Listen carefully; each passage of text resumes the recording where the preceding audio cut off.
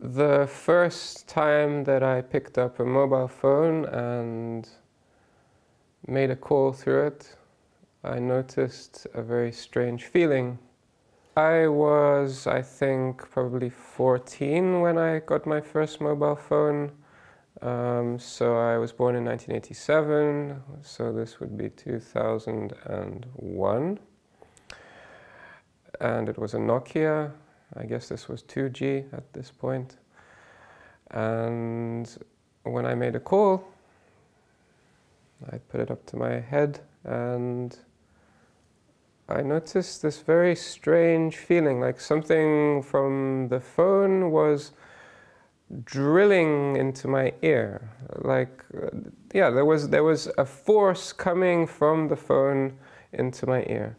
There was the drilling feeling or something penetrating into the ear, and then afterwards a feeling similar to what happens if one hears suddenly a loud noise next to one's ear, close to one's ear, and you're left with a kind of deafness afterwards, which lasted for some minutes maybe, or tens of minutes. So obviously I was left with a question. Why is this happening? Do other people also experience this? Why haven't I heard about this? And slowly I started to do some research about these mobile phones and what is involved in the mobile phone. It's not just the phone that I have here, but there's an antenna over there which the phone is connecting to. And so I started to also go and visit these antennas to see how I felt. And then I also noticed some symptoms when I went to the antennas, specifically sort of a pressure on my head, especially in my temples here. But generally it's kind of feeling that something is pressing down around my head. And generally just unpleasant atmosphere. So at this time, this is when Wi-Fi was really beginning to take off. And I guess most people had wired connections still for quite some time. And I tried to read into the science a little bit, and I started to see some articles about biological effects of microwaves and how the standards are not taking into account the electronic nature of the body. And, well, I have had many problems because I realized eventually that when I was in the city, my energy levels were much lower and I felt much worse than when I was away from the city and away from these transmitters. So my health levels also were poor, and I had complex digestive problems, many reactions to many foods, fatigue, low energy, and also just poor mental function, poor ability to think. And actually my fatigue got worse and worse. And I basically had to rely on the charity of other people to give me somewhere to stay, and I did some gardening work for these people, for example. But I wasn't able to really function. I wasn't able to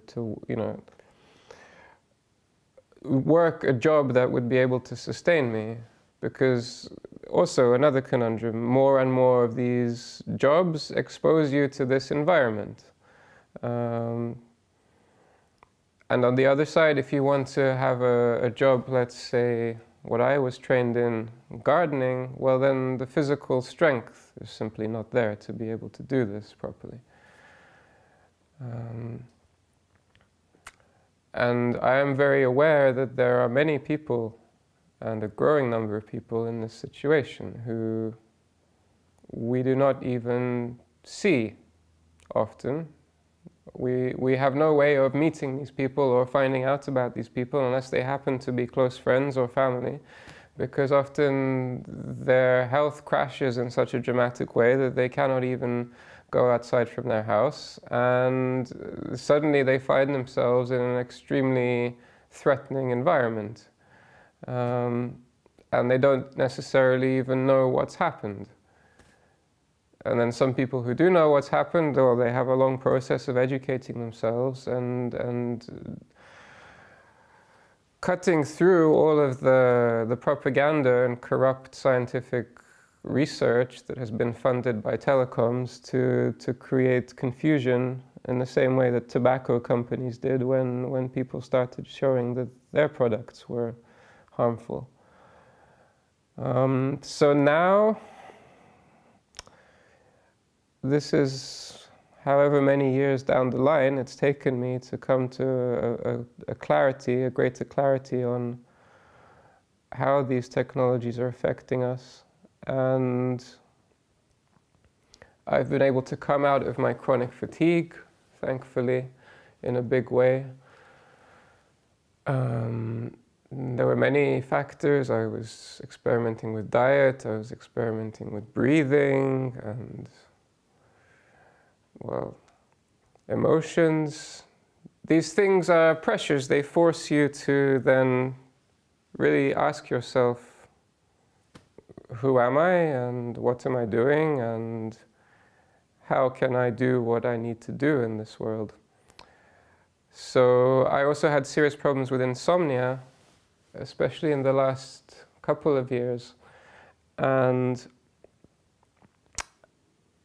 this makes you completely dysfunctional, because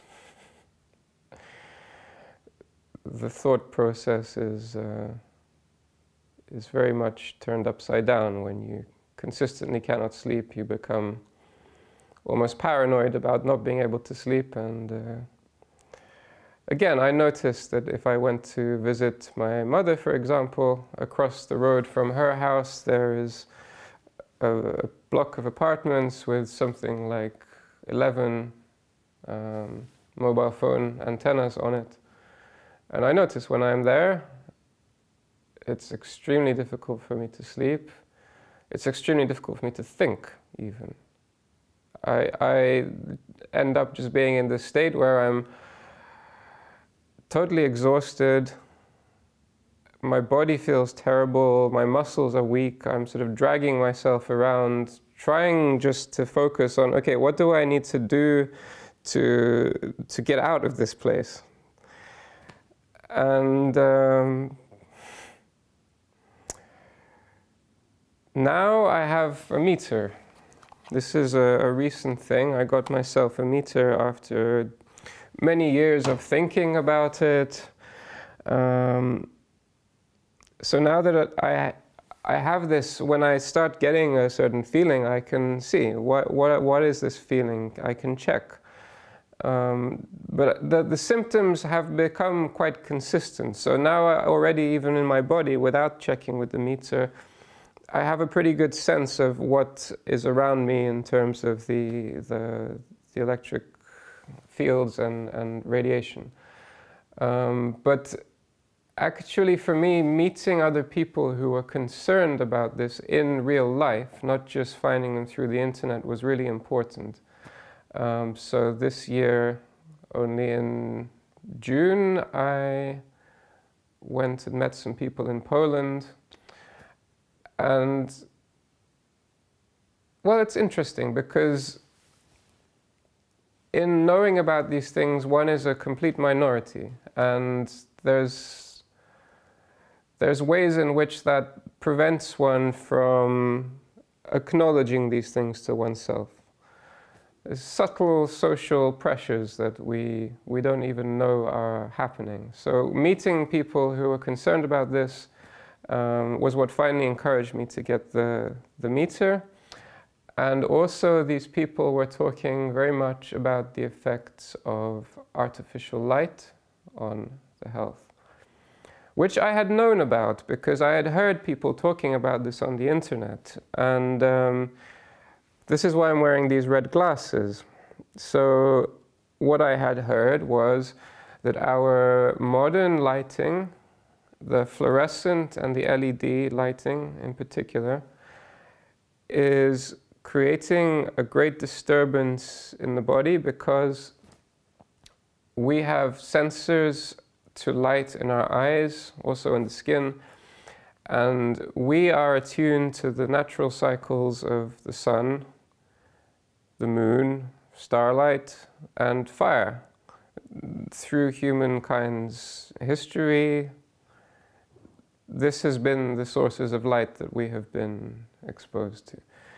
And then the frequencies that we get from these sources are cues for our body to do certain things, to produce certain hormones. So we know, for example, that melatonin production is severely disturbed by our modern artificial lighting that has lots of very white-blue frequencies. So if we think about the spectrum from red to violet, then we can also think there's white, and the white can be combined with more red, with more blue. So the old style light bulbs were more orangey in color. The new ones have no red in them, it's white and blue. And the sunlight has a more bluish white color in the morning, and then a more reddish orange color in the evening. And those are the cues that our body takes through the eyes, through the skin, to know how to regulate for the day, for activity, and then for sleep. So when we expose ourselves to this light in the evenings, it completely dysregulates our circadian rhythm.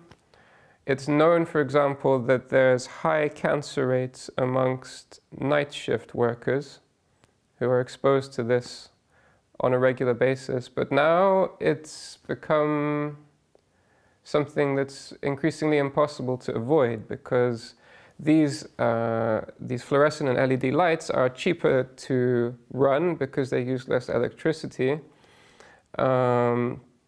Well, in the case of the fluorescents, not always. It depends how you use them, depends how often you turn them on and off. Also, they contain toxic compounds, mercury, for example. And this is a disaster also for our eyes. There was a French study I saw which is saying that this is likely to cause blindness over long term. So the solution for being among people who don't understand this is to wear these glasses, because the red will block the blue frequencies.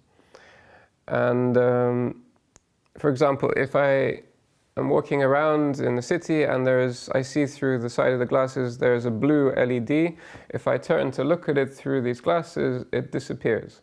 So these red ones block 100% of the blue.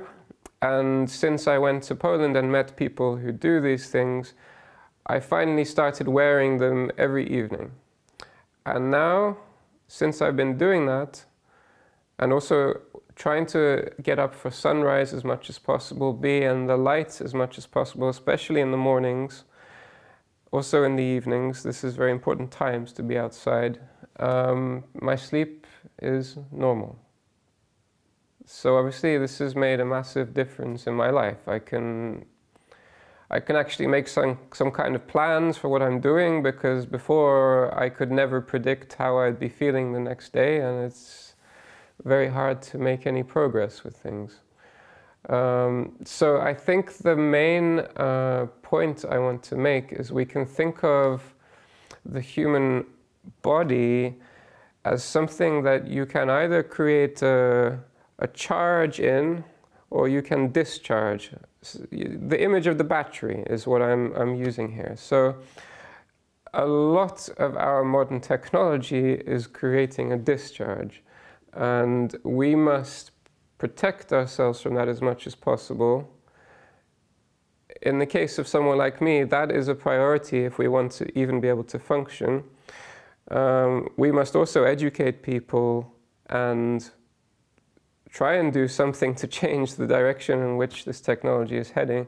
But also we must do the things that will give us charge and strengthen us. So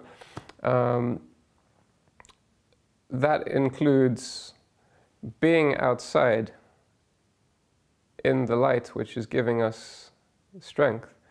Earthing. The earthing is another aspect to this. Taking shoes off, walking on especially moist surfaces, because the conductivity on moist surfaces to the earth is much stronger than on dry. This is very helpful with inflammation, which a lot of people who have these chronic health problems, that is what the problem is. They are in chronic state of inflammation. And same with cold water. It's the cheapest, simplest way to make a huge difference. And there is Wim Hof, for example, who is famous for promoting this. He was also in a very difficult situation when he started this method. Obviously, he has taken it to great extremes, and maybe people are afraid by seeing him sitting in ice for nearly 2 hours or running in shorts in the Arctic, but he wants to show people what's possible through gradual training. So I also did this myself and just gradually got myself used to cold water, because in my case I went into a river because the shower is actually harder for me than going into cold water. And when you first go in, there is this hyperventilating, fast breathing panic. The mind is easily inclined to panic in that moment. However, what happens next is interesting, because when a little time passes, the fast breathing, a moment comes when the breathing changes, and then it returns to a slow, normal pace, and everything can relax. So I simply train myself not to panic, and just to wait, just to know that this moment was coming, and just retain equanimity, and then when it came, everything was all right. And the more times I did this, the shorter the duration of this fast breathing, and the easier it became. So there are many things that we can do to help ourselves. And once we come to a more balanced position, then we have to think in wider circles. How can we create a way of living that enables us to mitigate against these threats, and how can we work with others to spread the knowledge? I was born in London, in the suburbs, so it's not the most densely populated part of the city, by far. But yeah, as I said, I had increasing awareness of how this radiation was affecting me negatively, and how I felt worse when I was in the city. So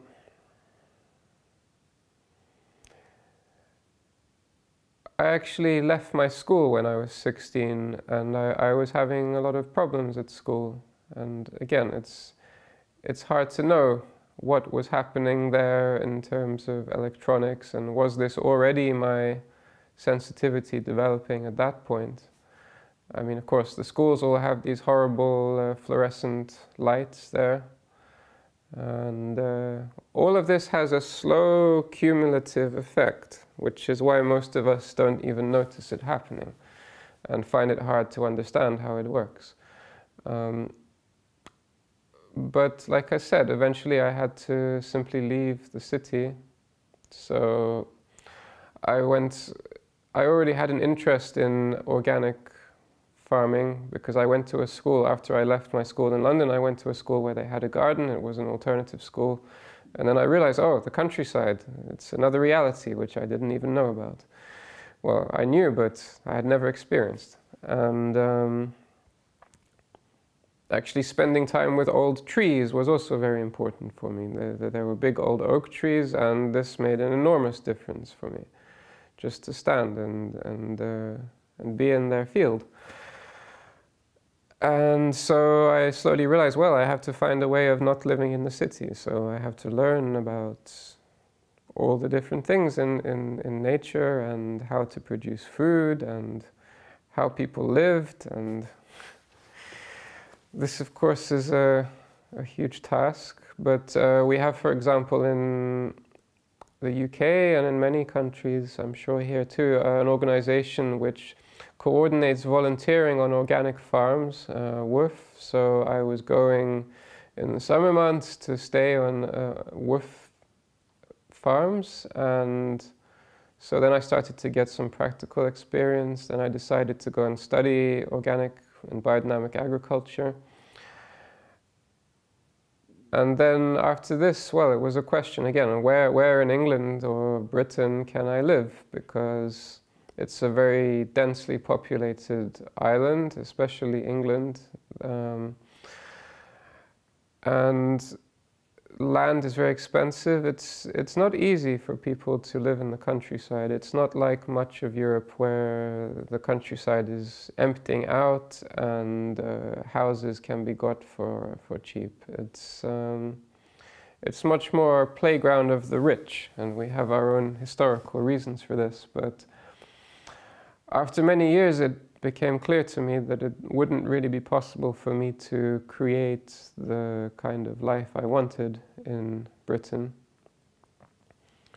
I even tried in Wales, where many people go, and from England who want to try something. But again, we have such legal restrictions on building houses and living life differently. I just decided, no, I cannot deal with the bureaucracy that I don't even have the mental powers to deal with the bureaucracy that I would need to engage with to justify my need for living ecologically. I mean, that's the real irony, that people who want to live ecologically have to fight to do this, and people who are not, they can do it easily. So I went last year to look at different countries. I went to Romania, Transylvania to see there, because I was thinking, well, mountainous regions, I know that this mobile signal doesn't travel into valleys easily because it's the line of sight. So I was thinking, well, these mountainous areas, they are not going to be developed as quickly as flat areas, because flat areas are much more convenient for agriculture and generally for buildings. So it was a beautiful place. I saw many interesting places, but then I realized culturally and linguistically it was simply too far away from me. I mean, I'm born in England, I'm half Polish and I speak Russian, but Romanian, it's a whole other language, and also culturally I wouldn't know how to interact, especially living in a rural area. There are very different ways. It's one thing to move from one country to another and move to a city, but if you move to a countryside, then you have the whole cultural heritage of people and traditional ways of seeing the world, and one must be able to interact with this. So I also considered Poland, but again I found that Poland is too developed. They have really gone forwards with technology and industry and building big roads everywhere, and this is another consideration, because now the discussion is about driverless vehicles, and apparently in some European countries they have already been testing, I think in Sweden, driverless trucks. And for this, one needs to have transmitters along the roads for them to never have a disturbance in the signal, because that would be dangerous. Not saying how dangerous it is in general, but for preventing accidents, they need to keep this connection at all times. So now in England, I notice that the motorways have been being dug up since about a year ago, and one sees a little sign saying upgrading to smart motorway. So this word smart, of course, is this tool to make you think that it's something that you can't understand, because it's too complicated, I suppose. But that is what is going to happen if this keeps going. All the roads will start to have these transmitters on. And I suppose initially they will focus on the largest routes for transport and the industrial areas. And maybe they won't want to go to the countryside, but also we have to think about tractors, automation of agriculture, using the same kinds of systems with farming. The effects of this on the rural communities, everybody losing their work because of this automation. These are things that very few people are talking about. It's only just starting to come up into people's consciousness. So eventually I decided to go to Lithuania because it's a small country. People are leaving the countryside, of course. They're going either to cities or to work in other more wealthy countries where they can earn a higher wage, because the cost of living compared to the wage in Lithuania, it's big difference. The products are basically much the same price as in the rest of Western Europe, but the wages are far lower. So obviously there is a huge incentive for people to go to other countries, and this has its repercussions, especially on rural communities where all the young people have left. But at the same time, there is a counter movement of people from the cities who decided that they cannot continue living in this way, and they want to create something different. And there is an opportunity for this to happen. So my hope is that I will be able to create something together with others, and then also have a place where people can come and together we can educate ourselves about these things, because there's a great need. The pace of technological development is faster than the pace of people's understanding of what is happening at the moment.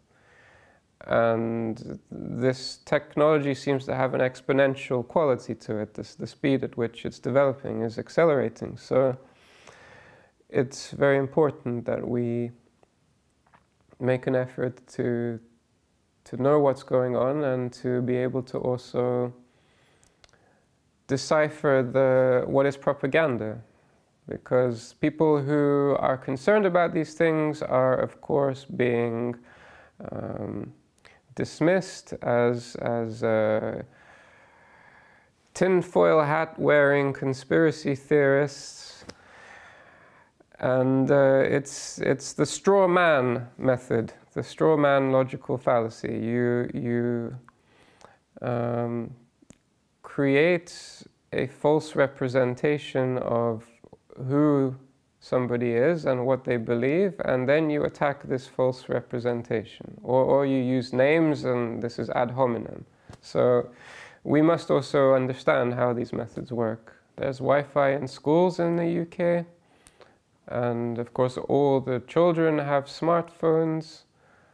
And this is another thing that people don't often consider, that these smartphones are extremely powerful in the radiation that they emit. So if you have a room with 30 people in it, all with their phones transmitting, then it's huge radiation.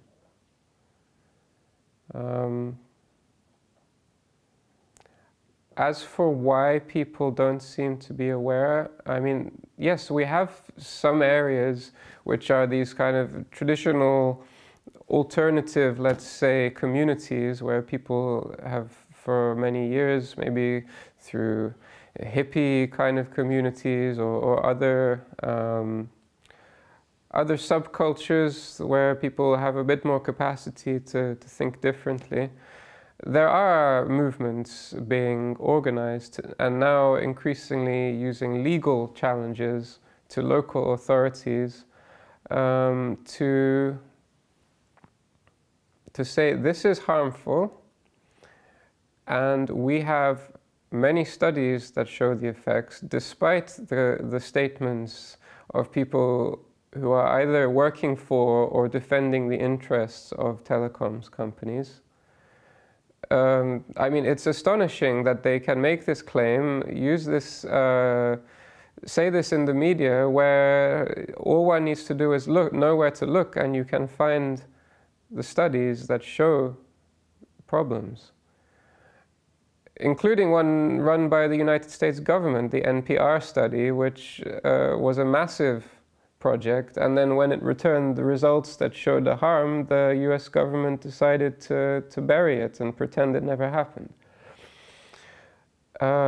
So the most interesting development for me at the moment is in Australia with a lawyer called Ray Broomhall, and he is using a very simple method, or simple in inverted commas because it's the legal system, but he's talking about the fear that knowing that this is a harmful technology has on people. So assault doesn't mean that I have to go and punch somebody.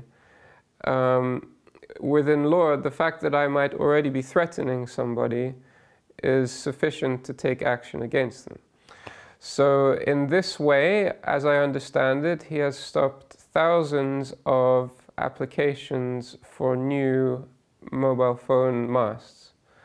I think many of them are small cell 5G masts. So he's having success, and the main challenge is to find a doctor who will acknowledge that this is a reality and not simply say that you have a psychosomatic illness. I mean, Sweden has already acknowledged electro-hypersensitivity as a medical condition, but I don't know of anywhere else in the world that has. However, there's a growing number of doctors who are waking up to this.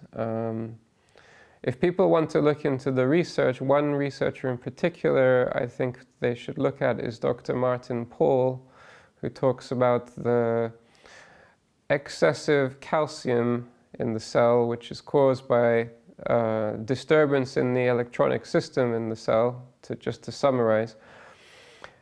And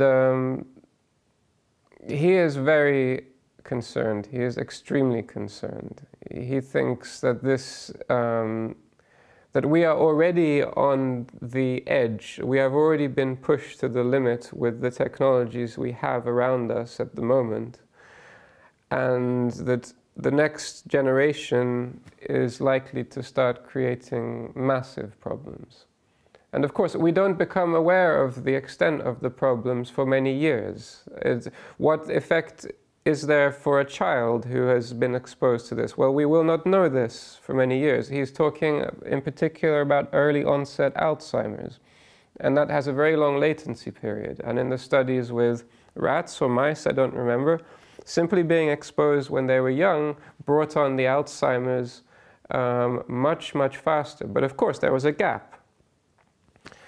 So the fact that our whole approach to this is based on taking a phone and putting it next to a dummy head and seeing if there is a heating effect, and not even actually close, I understand, but a few centimeters away, well, it's a complete joke. It's a complete and utter joke. And then why do people not seem to have an awareness of this? Well, we have obviously media propaganda, but I think also people don't like to acknowledge a problem that makes them feel powerless, or that they are not in control of their lives. So there is certainly, in my opinion, a huge element of denial. And of course, because of our economic system, people have to focus so much now on just providing themselves with enough money to be able to keep functioning. But as we know, the 5G system is also linked to an increasing control of people through these smart technologies. So if this keeps going, it will only get worse. If you, for example, haven't paid your electricity bill because your money ran out that month, well, at the moment they still have to send you some letters, and then you don't reply to the letters, and then eventually somebody comes and turns your meter off. With the smart system, they can see, okay, he didn't pay his bill this month, and that's it, your electricity is off. So people need to understand that they are having to use this idea that smart means green. There are advertisements that were all over Britain talking about how it had pictures of children and smoke and saying, if you care about clean air for the children, you need to get a smart meter. This is what they're having to resort to. They're having to resort to children again and again. They are using children as a way to hit people here and then get them to accept a narrative which is completely upside down. Well, I recently heard something saying that the government had made a statement that they will make it, the installation of smart meters in people's homes, compulsory. But unfortunately, I get so much information, it's hard to keep track, and I can't remember where this was. But until now, the utility companies have been regularly sending people letters which might lead them to think that it's already compulsory. There's a campaign, a constant pressure that you need the smart meter. Of course, they also suggest that you will get cheaper bills, which we know in reality is the complete opposite. And even the so-called green electricity companies were engaging in this manipulation. And of course, they also say, oh, well, this is only pulsing for, I mean, it's only transmitting for a very short period of time. But of course, they don't tell you that this is regularly with these tiny microsecond pulses. And that's enough. That's enough to dysregulate our bodies. And then what about the poor person in the block of apartments who has the whole bank of 20, 40, 60, 100 meters on the wall next to them? There could be a child sleeping in that bedroom. So consciousness of the invisible things. I think it's interesting that now we have all this focus on carbon dioxide. And this is another thing that we cannot see. So who knows, maybe this opening of consciousness to carbon dioxide could even be an opening of our minds to other things. But of course, we are encouraged to think of carbon dioxide and only carbon dioxide. Well, it comes down to who is making funds available to NGOs and so on to make these publicities. And as I see it, the environmental movement has been completely hijacked and instrumentalized by certain interests who will benefit from our focusing on carbon, rather than looking at a global picture of how is our entire way of living and our economic system creating what we are experiencing today. And I have my own ideas, having studied weather modification technologies, another disreputable subject, about other influences on the things we are seeing with the climate. And, you know, I'm not convinced in any sense that the IPCC anthropogenic global warming hypothesis is valid. I feel, okay, maybe it's anthropogenic, but in a different way. So we have to think about, well, in communist times you had samizdat, because we have to realize that any cause will be co-opted. We have this word co-opted, which means hijacked, which means turned around, redirected. There is this quote which people attribute to Lenin. There's no evidence he ever said it, but the best way to control the opposition is to lead it. You need to be on the inside. You need to know what people are worried about. You need to then be able to address their worries and make them believe in a way that this will help and see a way through. Whereas at the moment, a lot of the 5G campaigns, they're focusing on 5G, even though what we have already is a problem, are being very reactive. It's simply talking about stop 5G, stop 5G. So it's the same kind of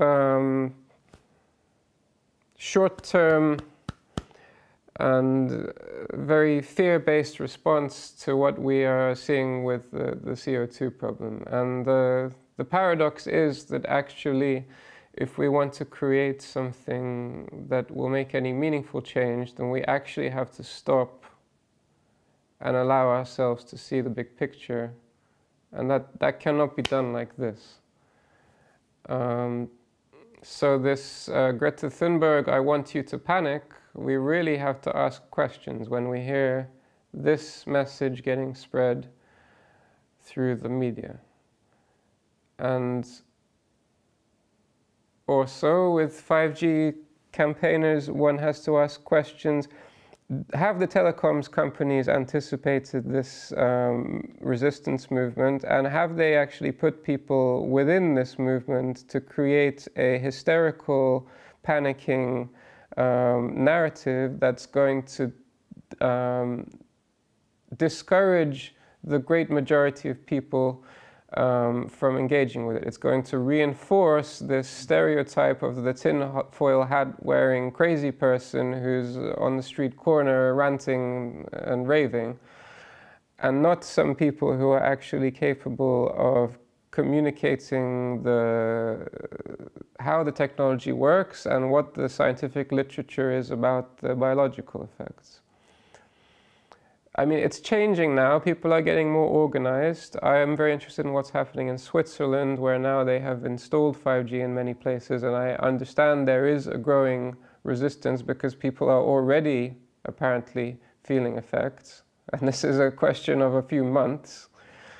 And, you know, we have had this 5G summit recently, organized by Josh Del Sol, which I think has also catalyzed a lot of people into getting more educated and taking action.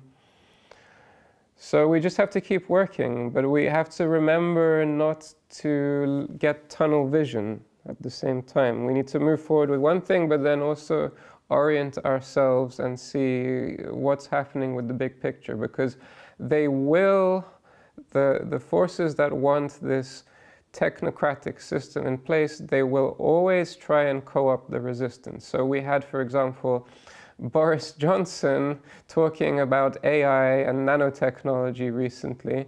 I haven't even watched the video yet because I'm very careful about how I expose myself to these things, but I spoke to somebody who did yesterday, and according to them, first he started talking about how all these things are going to affect our humanity in a negative way for some minutes. But then he seemed to make a 180 degrees turn and then talk about how we need to be doing some of these things. So the problem is that there even seems to be an element of disorientation with the propaganda, that there's so many contradictions that people actually give up in trying to find out the truth. And, well, it's terrible, but at the same time it forces us to grow and to improve our own discernment and to develop our intuition and our critical faculties.